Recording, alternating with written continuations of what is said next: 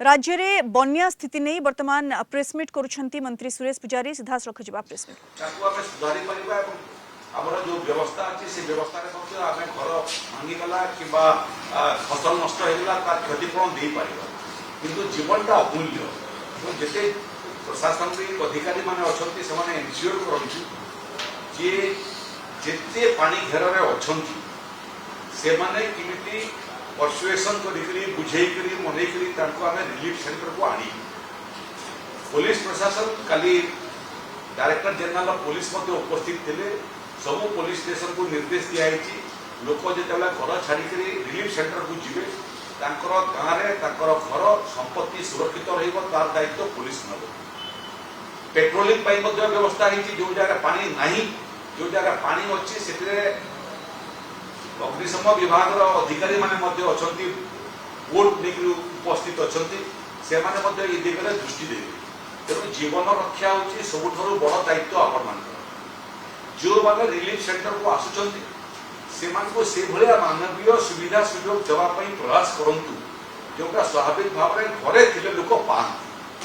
शिशु मैंने आसवे शिशु खाद्य पर्याप्त शिशु खाद्य दरकार क्षीर सब रिलीफ सेंटर अच्छी ना नहीं वयस्क लोक मैंने आसवे महिला आसवे सब रिलीफ सेंटर में महिला पुलिस कनेस्टेबल और होमगार्ड व्यवस्था तेणु से सेफ अनुभव करने कथा सेफ अनुभव कले जाने रिलीफ सेंटर को आसवे एटी काली हेल्थ सेक्रेटरी उपस्थित थे सब सीडीओ निर्देश दिखाई समस्या आरंभ हम जो जगह पानी कमी कमी आसो साप कामड़ा समस्या तैयारी पारे सब जगह एंटीवेनम मेडिसिन अच्छी ना ना सीडीओ मान निर्देश दिखाई भर्नरेबल पॉइंट एमबीबीएस डाक्तर रही आवश्यकता अच्छी जेहतु एडमिनिस्टर से ही करेंगे देखी दिखाँ साप कामुड़ा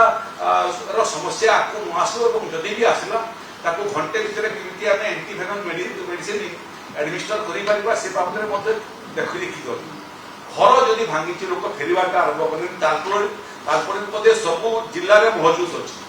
भर्नरेबल एरिया को सब शिफ्टिंग आरंभ कर जो जगह लोक फेरवाटा आरंभ करेंगे घर उपर छात लिक करुव कि खपर उड़ी जाइए से जगह छत को प्रोटेक्शन करने सब जगह पर्याप्त पॉलिथिन व्यवस्था करूँ जो मैंने आपंकर रिलीफ सेंटर को आसुना किंतु पानी घर भितर अच्छा किचेन कार्यक्षम नथिबो से माने न आसिले भोकिला रहिबा कथा नुह।